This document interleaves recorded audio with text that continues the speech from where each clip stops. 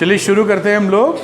तो आज हम लोग जो बात करेंगे पेयर ऑफ लीनियर इक्वेशंस में बड़ी इंटरेस्टिंग बात करेंगे। क्या बात करेंगे कि हम लोगों ने ये देखा था कि जब जो लीनियर इक्वेशन होती है टू वेरिएबल्स के अंदर वो हमेशा क्या रिप्रेजेंट करती है बेटा? Straight line. तो ये एक स्ट्रेट लाइन रिप्रेजेंट करेगी और ये भी हमारी एक स्ट्रेट लाइन रिप्रेजेंट करेगी। तो इसका सॉल्यूशन कैसे निकालते थे हम लोग? इसका सॉल्यूशन निकालने का तरीका हमने सीखा था ज्योमेट्रिकली, यानी दोनों लाइनों को प्लॉट कर लो, जहां पर दोनों कट करेंगी एक दूसरे को, उसी का x ये हिस्सा और y ये हिस्सा आप निकाल लेंगे और इसी को बोलेंगे कि ये इनका सॉल्यूशन है। और अगर ये नहीं कट कर रही, पैरेलल है, तो बोलेंगे नो सॉल्यूशन। और ओवरलैपिंग लाइन से कोइंसिडेंट लाइन तो बोलेंगे इनफाइनाइटली मैनी सॉल्यूशंस। अब इस कहानी में होता क्या है कि आप जब प्लॉटिंग करते हैं ग्राफ पेपर के ऊपर, तो मान लीजिए इसके सॉल्यूशंस कुछ ऐसे आ जाएं 2.3, 17/9 सपोज, या 2.3, 6.2 और कोई 3 भी हो, तो इसको प्लॉट कर पाने में बहुत परेशानी होगी आपको। It is difficult to plot points, ज़्यादा पॉइंट के डेसिमल प्लेस के बाद ज़्यादा तो और दिक्कत। इस तरह के 17/9/12/13 अगर है तो इसको भी प्लॉट करने में बड़ी असुविधा होगी। ग्राफ पेपर पे इसकी प्लॉटिंग आसान नहीं है।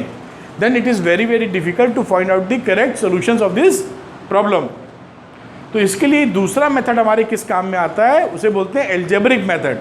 एल्जेब्रा जहाँ यूज़ करेंगे, तो एल्जेब्रा में क्योंकि हमको प्लॉटिंग नहीं करनी होती तो इस परेशानी से हम बच जाते हैं और इक्वेशन को सॉल्व करके उसका आंसर निकाल लेते हैं। हमने जो टेबल पढ़ी थी उसमें ज्योमेट्रिकल इंटरप्रिटेशन भी पढ़े थे और एल्जेब्रिक इंटरप्रिटेशन भी पढ़े थे, याद है कि नहीं है? तो एल्जेब्रा से किसी इक्वेशन को कैसे सॉल्व करते हैं हम लोग वो सीखेंगे। एल्जेब्रा के मेथड से किसी दो लीनियर इक्वेशन को सॉल्व करने का मेथड होते हैं 3, तो तीनों हमको सीखने हैं। एल्जेब्रा के हिसाब से अगर हम सॉल्व करने जाएं तो देयर आर 3 मेथड्स। पहला मेथड होता है सब्स्टिट्यूशन बाय सब्स्टिट्यूशन, दूसरा हो जाएगा बाय एलिमिनेशन, और उसके बाद एक तीसरा मेथड आएगा by cross multiplication.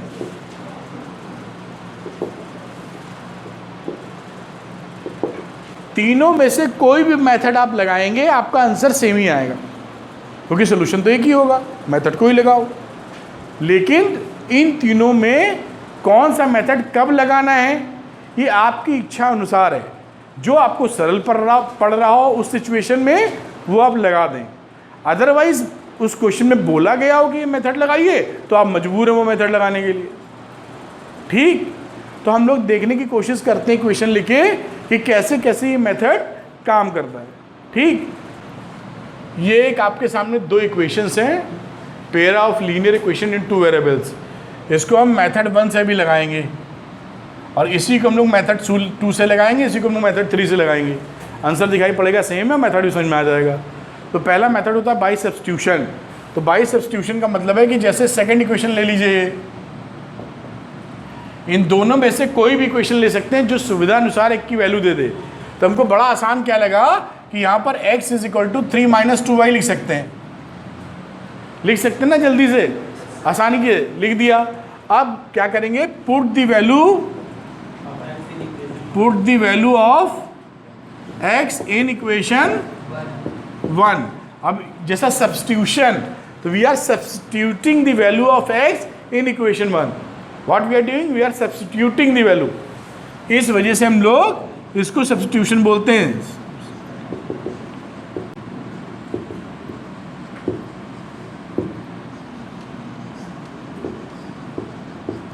We are substituting the value of x in equation number 1, इसीलिए इसका मेथड है सब्स्टिट्यूशन मेथड।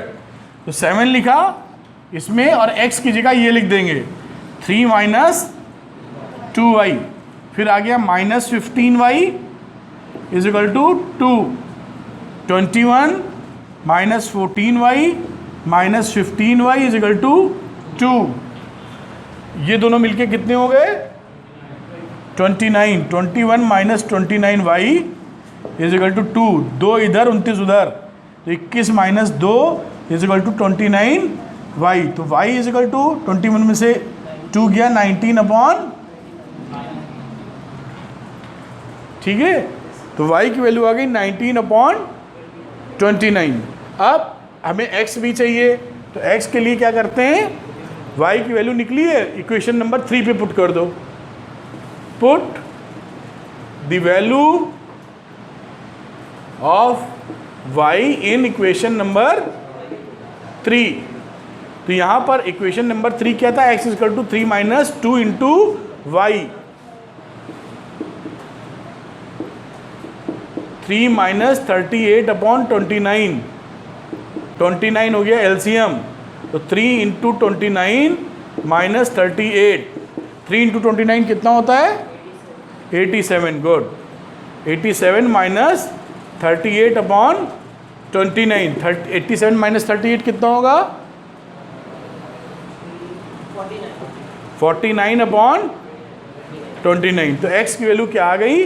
49 अपॉन 29, और y की क्या आ गई? 19 अपॉन 20। ये इसका आंसर हो गया। और कौन सा मेथड लगाया है? Substitution method. इस तरह से सब्स्टिट्यूट करके वैल्यू निकालते हैं। इनका आंसर क्या है देख लें, कहीं कोई मिस्टेक तो नहीं, सब बराबर है। ठीक है बेटा, तो इसे बोलते हैं मेथड ऑफ सब्स्टिट्यूशन। अब एलिमिनेशन लगाने जा रहा हूँ मैं, ऐसी वही आंसर आएगा। इसको कॉपी कर लीजिए, कोई चीज़ समझ में नहीं हो तो पूछ लीजिए।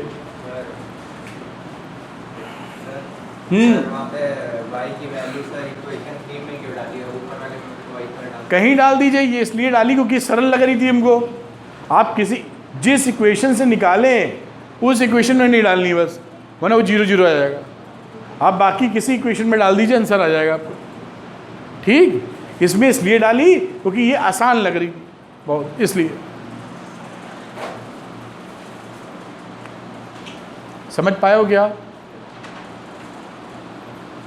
तेजी से कॉपी करो सिद्धि, जल्दी जल्दी।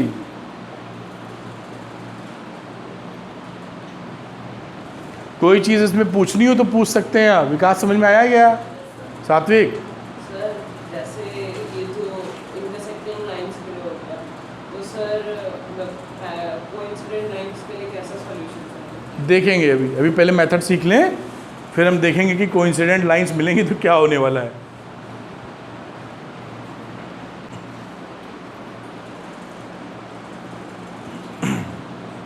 इन्होंने पूछा है तो मैं करके आपको उसका भी एक अंदाज़ा दे देता हूँ।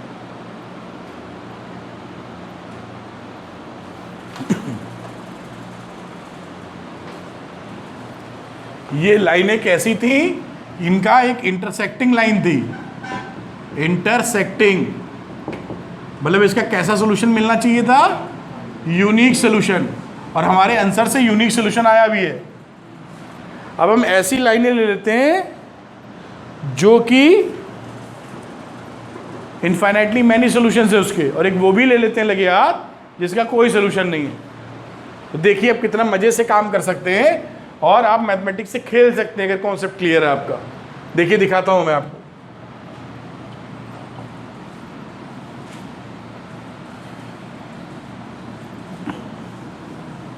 हमने जो पढ़ाई की है उससे ही हमको मालूम है कि अगर a1 upon a2 is equal to b1 upon b2 is not equal to c1 upon c2 हो तो कैसी लाइन होगी नन्या? पैरेलल लाइन होगी। तो हम लोग एक वैल्यू लिखते हैं 2x plus 3y plus 5 is equal to 0, again 2x plus 4x plus 6y plus 6 बराबर 0। ये कैसी सिचुएशन है?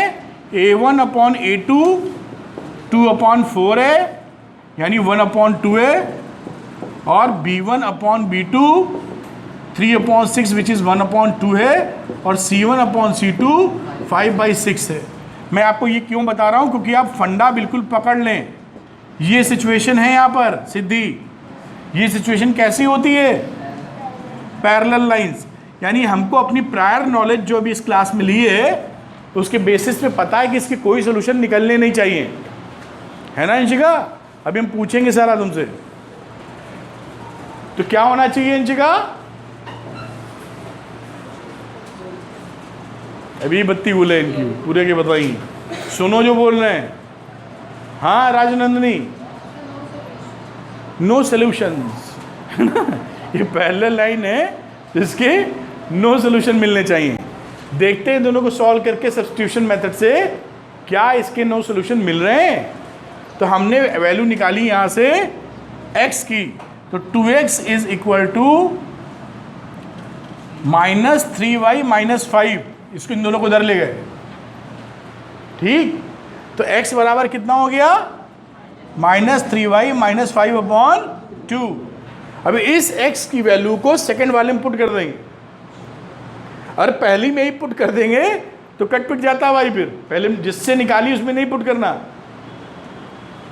अगर ये वैल्यू यहाँ डालोगे तो ये यही आ जाएगा, सेटिस्फाई विद 0। दिखाएं क्या? जिससे वैल्यू निकालते हैं उसी में नहीं रखना है, वरना कुछ हाथ नहीं मिलेगा। चाहो तो देख लो, तुम लोग कुछ भी कर सकते हो, खतरों खिलाड़ी हो, इसलिए बताना जरूरी है।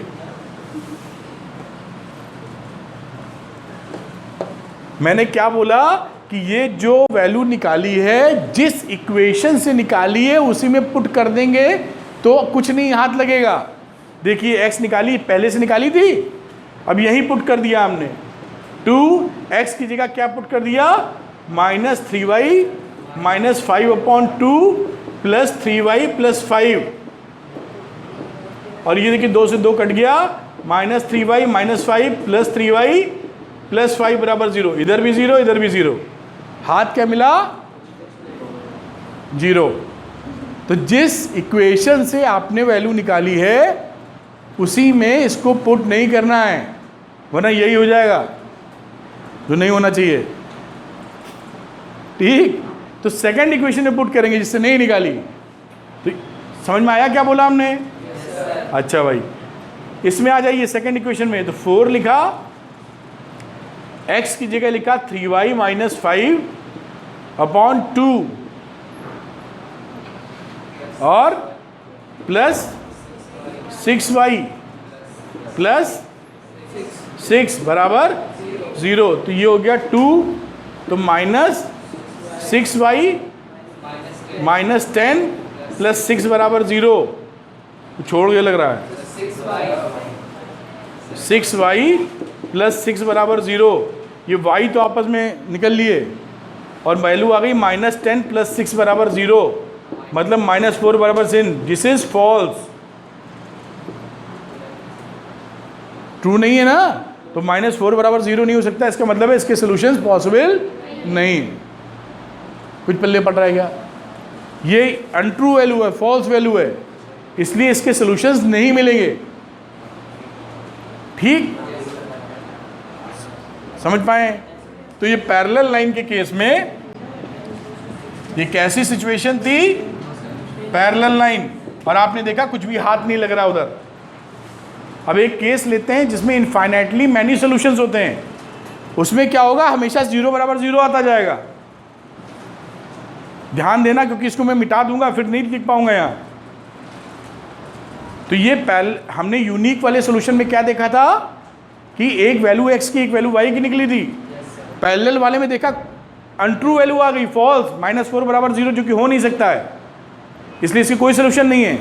अब तीसरा केस ले रहे हैं हम लोग जिसके होंगे इनफाइनाइटली मैनी सॉल्यूशंस। ये क्या है? Infinitely many solutions. कैसे बन सकते हैं? मैं मालूम है A1/A2 equal to B1/B2 equal to C1/C2, और ऐसा हम कर देंगे तो कोइंसिडेंट लाइन मिलेगी। तो 2x प्लस 3y प्लस 5 बराबर 0। अब लिख देते हैं 4x प्लस 6y प्लस 10 बराबर 0। A1/A2 क्या आया? 2/4 यानी 1/2। B1/B2 क्या आया? 3/6 1/2। और C1/C2 क्या आया 5/10 1/2। तो ये कंडीशन क्या बन गई, A1/A2 B1/B2 और C1/C2 तीनों बराबर हैं आधे के। यानी एक ऐसी लाइन है कोइंसिडेंट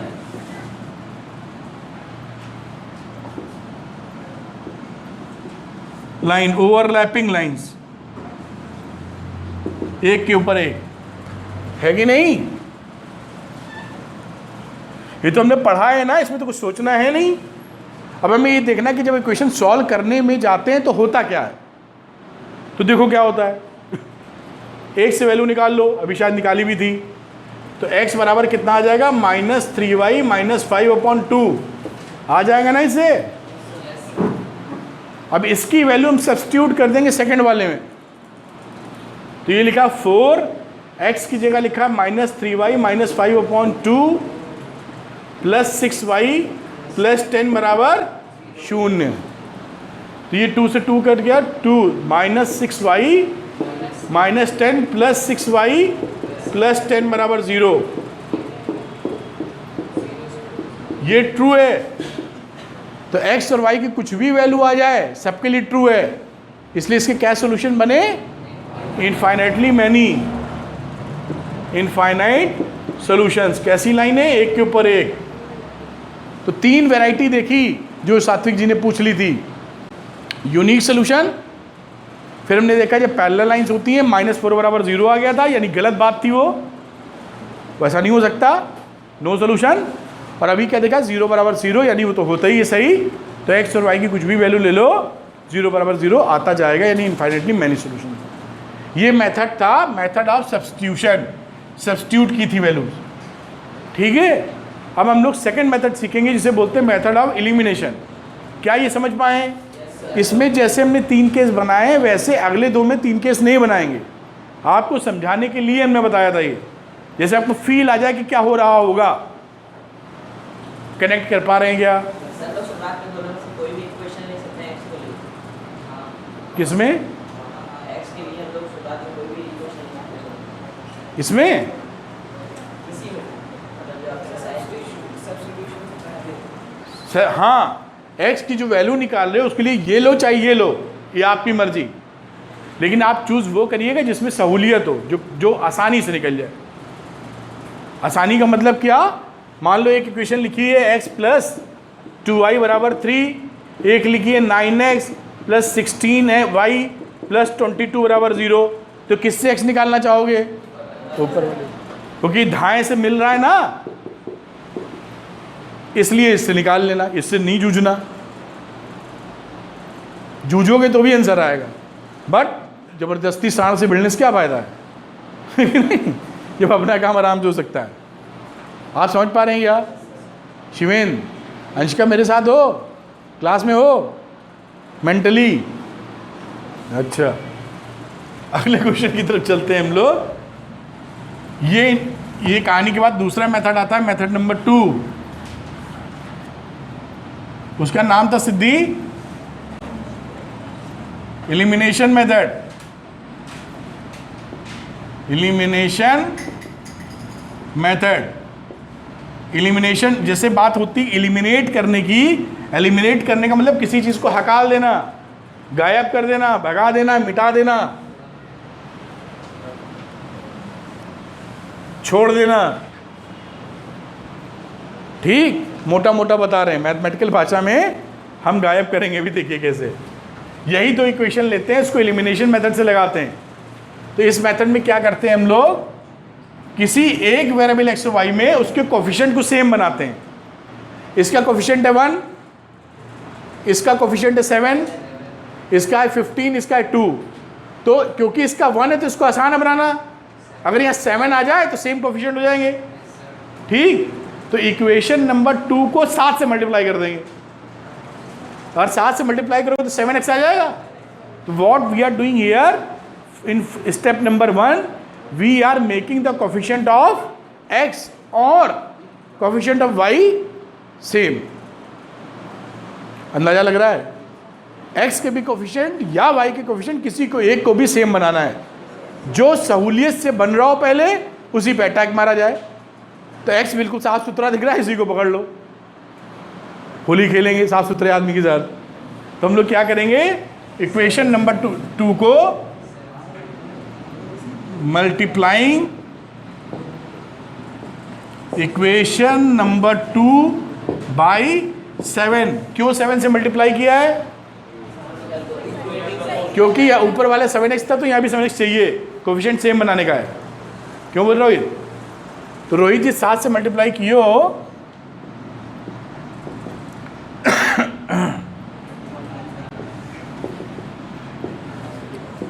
ये 7 से मल्टीप्लाई हो गया, इक्वेशन नंबर 3 कह दिया सो कॉल्ड, ऊपर वाली इक्वेशन नंबर 1 लिखी इसके नीचे, और इन दोनों को घटा दिया। घटाने में साइन चेंज हो जाते हैं, आपको मालूम है। ये दोनों उड़ गए, यहाँ क्या आ गया 29y, और 21 में से 2 गया 19, तो y बराबर 19/29। यही देखिए उसमें भी आ रहा था। किसी से भी सॉल्व करो आंसर चेंज नहीं हो सकता, क्योंकि सोल्यूशन तो होते ही वही है। निकालो कोई भी विधि से। क्या बोलती हो मिस सिद्धि? नहीं बोलती कुछ। हाँ अच्छा, जोड़ोगे तो गायब नहीं होगा, एलिमिनेट करना, वी आर एलिमिनेटिंग। अगर इसको जोड़ोगे तो कुछ घटेगा क्या? अरे 7 में से 7 घटाने पे ही तो 7 भागेगा, तो ये भी नहीं पता चलेगा तो फिर क्या करेंगे हम लोग? अरे कहीं 7x लिखा है और एक दूसरी जगह 7x लिखा है, तो हमको ये पता होना चाहिए कि इसको जोड़ना घटाना।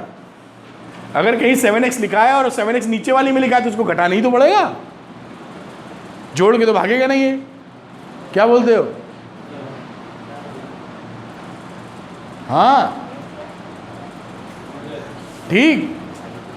तो what we are doing here, we are eliminating. इसको हमने क्या किया है? इसको एलिमिनेट किया है। किसको? एक्स वाले कोफिशिएंट को, इसीलिए इसका नाम है एलिमिनेशन मेथड। क्या बोलती है अंशिका? बोल भी दो। आ गया? तो अभी ये भी नहीं बोली। एलिमिनेशन मेथड, इसे बोलते हैं elimination method because we are eliminating the one variable with the help of the making the same coefficients. क्या बोलते रोहित? हाँ, तो अब ये लोग y की तरफ चलते हैं। अब x y आ गया, अब y की वैल्यू रख दो। अब क्या झंझट करना, y की वैल्यू ये उठाई और कौन सा रल है नीचे वाला, यहाँ डाल देते। तो put the value of y in equation number 2। कितना आसान है देखिए। तो x लिखा प्लस 2 लिखा, y की जगह 19/29 डाला, 3 डाला, x बराबर 38/29 लिखा, तो x बराबर 3 - 38/29। क्या वैल्यू आ गई बेटा? 87 - 38/29। क्या वैल्यू आई? वही वैल्यूज़ हैं जो पिछले सवाल में आई थी, मतलब दूसरे मेथड में, पहले मेथड में आई थी। तो इसे बोलते हैं एलिमिनेशन मेथड। क्यों? क्योंकि we are eliminating one value. अब तीसरा मेथड भी देखेंगे। अब इसके लिए 3 केस नहीं बना रहे, वो आप देख लेंगे तीनों केस कैसे क्या बन रहा है। ठीक। अब तीसरे मेथड की तरफ चलेंगे और वो थोड़ा सा फास्ट मेथड है। क्रॉस मल्टीप्लिकेशन झट से आंसर देता है, बशर्ते आप थोड़ा उसको संभाल लें। एंड गेम, स्टार्ट गेम होगा ये, एंड गेम की जगह हमारा। क्या बोलते रोहित? रोहित सो ना जाए इसलिए बोलना पड़ रहा है। जागते रहो, तो जागते रहो की जगह क्या बोलते रोहित? है ना? कई बच्चे बैठे रहते हैं, बैठे बैठे मेंटली सो जाते हैं। आपको कहाँ बोला? नाम ही नहीं लिया मैं तो। अब आप खुद ही करी, मुझे क्यों बोल रहे हैं? हमने तो कहा ही नहीं। आगे चलते हैं मेथड नंबर 3। ये अलजेब्रा के मेथड्स हैं, जिसको कोई भी वैल्यू आ जाए कोई टेंशन नहीं, 19/39 कोई फ़र्क नहीं। और ज्योमेट्री में हैरान परेशान हो जाते हैं हम लोग, ग्राफ पे पढ़ते पढ़ते फिर भी ना पढ़ पाते, है ना अनन्या? अनन्या कौन सा मेथड जानने वाले हैं हम लोग? Cross multiplication.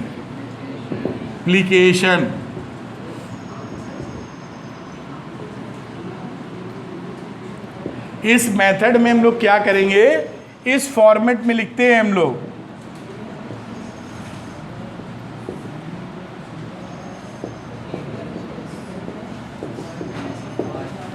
ठीक, देखिए फिर क्या करने वाले हैं, पहले ये इसको बता दें क्या, चलो इसको समझो और फिर हम इसको लेके खटाक से एग्जाम्पल दे देंगे जो ऊपर लिखा है।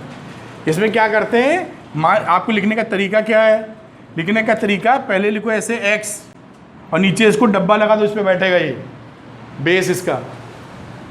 इसी तरह y बनाया इसका बैठने की जगह, फिर 1 लिखा इसके बैठने की जगह, लिख लिया ऐसे। अब जो x लिखा है x वाले को हिंदी में बोलो, इसको छुपा लो और इसके नेक्स्ट वाले से चालू हो जाओ। x लिखा x वाले को तोप लिया, गांव की भाषा में बोलते हैं छुपा लिया। एक आंख बंद कर लो, नहीं दिखेगा, फिर ये दिख रहा है तो फिर दिक्कत है। कोई बात नहीं, मतलब x देखना नहीं है आपको, ठीक है ना। नहीं पता लगा अंशिका की तरफ देखे, एक आंख बंद कर रहे हो, मारेगी बहुत फिर वो, है ना अंशिका। अच्छा कह रही नहीं मारेंगे, बाइक जैसा ठीक लगा आप लोग को, है ना। एक्स को बंद किया हमने, तो ये आया B1, तो B1 को क्रॉस करोगे, B1 इंटू C2 क्रॉस, ये क्रॉस और ऐसे क्रॉस कर लो, या इसको ऐसे करके, किताब में शायद ऐसे बना हुआ है, जैसे बनाओ फोटो वैसे ही बना दे, ऐसे कंफ्यूज ना हो। कहाँ बना भाई,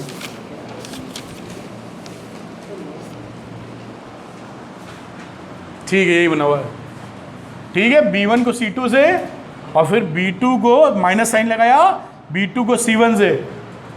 अब Y में आ गए तो Y को छुपा लेना है, ठीक। Y के अगले में चले जाओ, C1 में चले जाओ, तो C1 को A2 से माइनस, फिर C2 को A1 से माइनस लगाते हैं, माइनस लगाना है।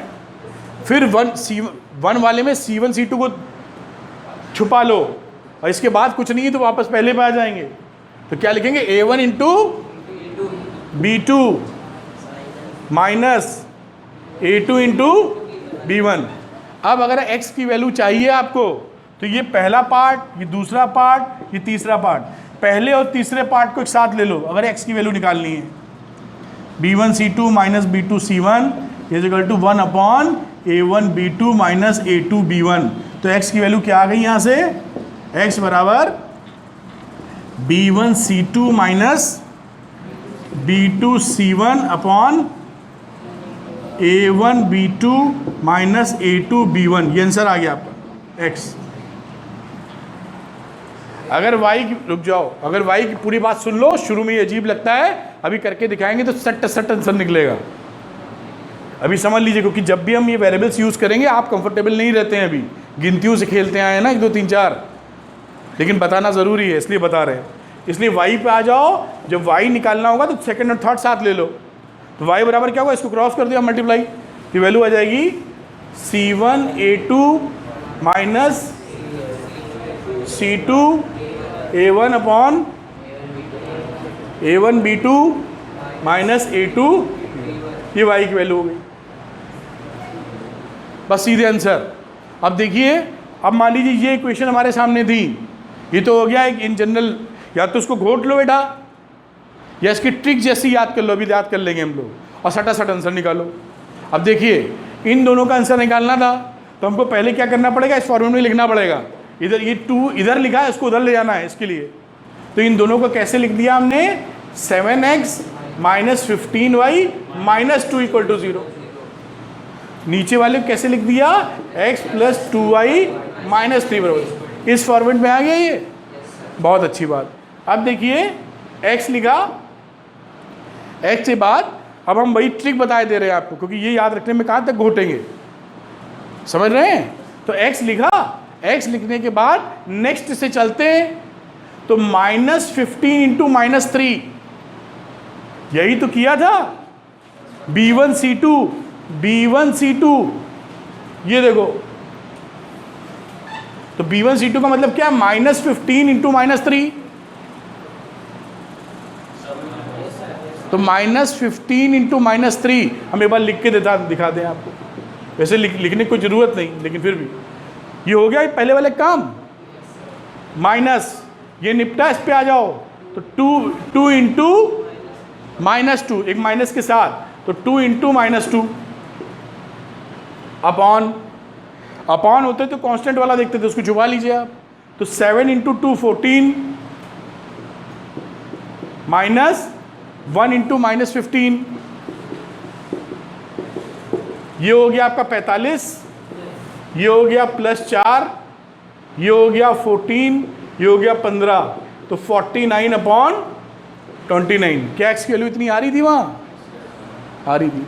अब देखो इतना करना पड़ा, अभी देखो 60 से कैसे निकलेगा, अगर थोड़ी प्रैक्टिस कर लीजिए। अब x बराबर शुरू किया -15 इंटू -3 45, -2 इंटू -2 -4 प्लस हो गया, अपॉन 7 दुआई 14 माइनस प्लस 15 29। अब ओरली आप बता सकते हैं इसकी वैल्यू क्या आई, समझ में नहीं आया आपको लग रहा है?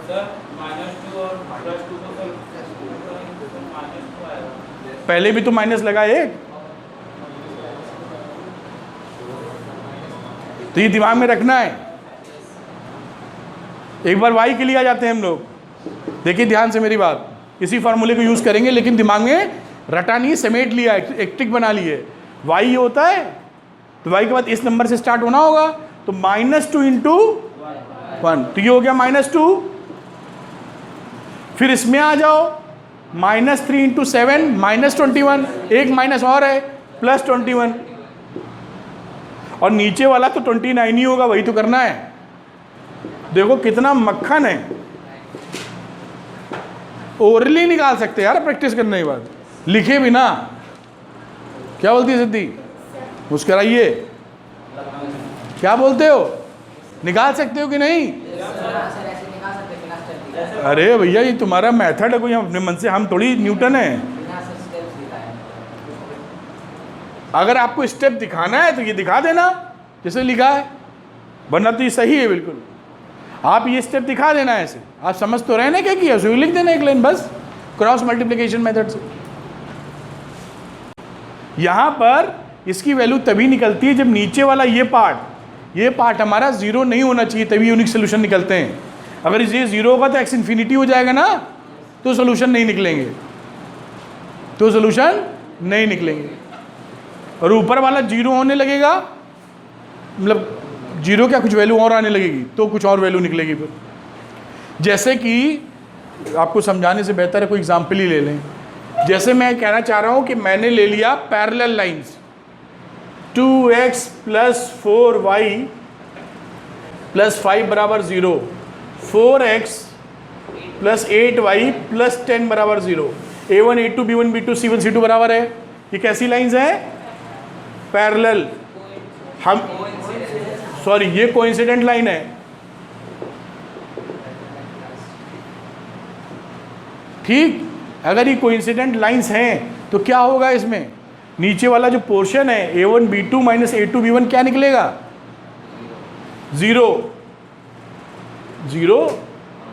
a1 16 और 16, ये वैल्यू 0 हो जाएगी नीचे वाली, दिख रही है कि नहीं? तो ये कोइंसिडेंट लाइन में भी 0 दे देगी वैल्यू, और अगर हमारी ये पैरेलल लाइंस रही तो भी 0 दे देगी। यानी नीचे जो हमारी कंडीशन है वो दोनों 0 नहीं होनी चाहिए। इसके लिए क्रॉस मल्टीप्लिकेशन के लिए ये जो फंडा ये नॉट इक्वल टू 0 होना चाहिए, तभी तो वैल्यू निकाल पाओगे। ये नॉट इक्वल टू 0 होगा तो कैसे सोल्यूशन मिलेंगे? Unique solutions. और बाकी दूसरे टाइप के अगर सोल्यूशंस होंगे तो ये दिक्कत कर देगा, 0 कर देगा नीचे। आप देख रहे हैं कोइंसिडेंट लाइन में भी 0 आ रहा है, और अगर पैरेलल लिख लोगे तो यही तो बदलोगे, या तो फिर 0 आ जाएगा। तो अगर पैरेलल और कोइंसिडेंट लाइंस हुई तो नीचे 0 मिल जाएगा आपको। अब आप सोचोगे कैसे पहचाने, तो आपको एक ही मेथड तो बताया नहीं गया है, दो मेथड और बताए गए हैं, फिर उससे पहचानो ये कोइंसिडेंट है या पैरेलल। और वैसे भी हमें पहले ही से मालूम है a1/a2 b1/b2 c1/c2 है तो कोइंसिडेंट है, और a1/a2 = b1/b2 is not equal to c1/c2 है तो पैरेलल है। बात खत्म। अगर ऐसी ना हो, यूनिक हो, तो ऐसे निकाल लेना। ये फार्मूला कहाँ से आया है? ये फार्मूला किसी के दिमाग से ही आया, कोई लॉजिक नहीं है। ऐसे करने पे ऐसे होता है। अब आप सोचेंगे ये भी कोई बात हुई? हाँ बात हुई। मैथमेटिक्स में बहुत ऐसी चीज़ें पढ़ेंगी कि जहाँ पे कहीं ना कहीं जाकर जीरो होता है ना। अब कह रहे जीरो कैसे आया? तो किसी ने बनाया होगा जीरो, उसको तो प्रूव नहीं कर सकते ना, तो कहीं से तो स्टार्ट हुए। तो ये देखा ऐसे करने से आंसर आ रहा था, एक मेथड बन गया। ऐसे ही एक पढ़ते हैं मैट्रिक्स 12th क्लास के अंदर, वो भी ऐसे ही अरेंजमेंट है, करते करते ऐसे आ गया। 100 साल पहले ईजाद हुआ, सब शुरू हो गया इसमें, तो बड़े मज़ेदार है। तो कुछ पल्ले पड़ा गया? नो सर, बहुत पढ़ा।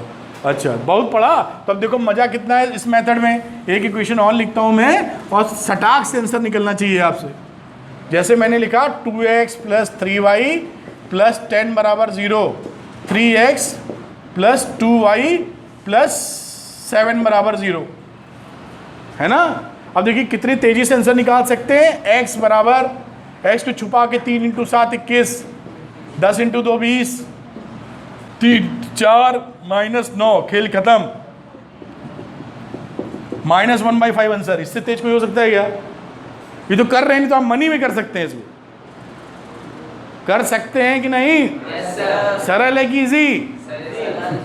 दोनों ही ऑप्शन एक ही हैं, सरल है कि इजी। आपको कठिन बोलने का मौका ही नहीं दिया हमने। अंशिका मुस्कुरा रही, कुछ जा रहा है अंदर। ठीक है ना, समझ में आ रहा है? जो है ना आसान, एक स्टेप में आंसर। इतना मज़ेदार मेथड, बहुत आसान, कोई उलझन नहीं। सात्विक क्या बोलते हो? कुछ पूछना चाहते हो? चलें फिर आगे। ये तीनों मेथड हमने बता दिया आपको। अलजेब्रा वाले मेथड है ये। अलजेब्रा वाले मेथड क्यों यूज़ किए जाते हैं शिवेन? क्योंकि ज्योमेट्री में 17/9 को रिप्रेजेंट कर पाना इट इज़ डिफ़िकल्ट। क्या बोलते हो? Yes sir. तो अगर वो डिफ़िकल्ट है तो उसके लिए मैं अलजेब्रा वाले मेथड होनी चाहिए जिसमें कुछ भी वैल्यू निकाल लें। निकाल रहे हैं ना, देखो 1/5 और ये सब। 1/5 लिखोगे तो 0.2 लिखोगे, आसान नहीं होगा रिप्रेजेंट कर पाना। या पहले वाले 19/29 बड़ा मुश्किल हो जाएगा ज्योमेट्रिकली रिप्रेजेंट करना, है ना आयुष? होगा नहीं होगा? इस मेथड को लगाते हुए ध्यान क्या रखना है कि नीचे वाला टर्म यानी इन दोनों का मल्टीप्लिकेशन इक्वल ना आवे, या माइनस करने के बाद 0 ना आवे। और 0 आया तो ये मेथड नहीं लग पाएगा। कुछ पल्ले पड़ गया? यहाँ पर हमने किया 4 9 बराबर। ओके, फटाफट शुरू। अगर हम यही लिख देते 3 और 3 तो क्या ये हम ये लगा पाते? समझ गए होगे? ठीक, आगे चलते।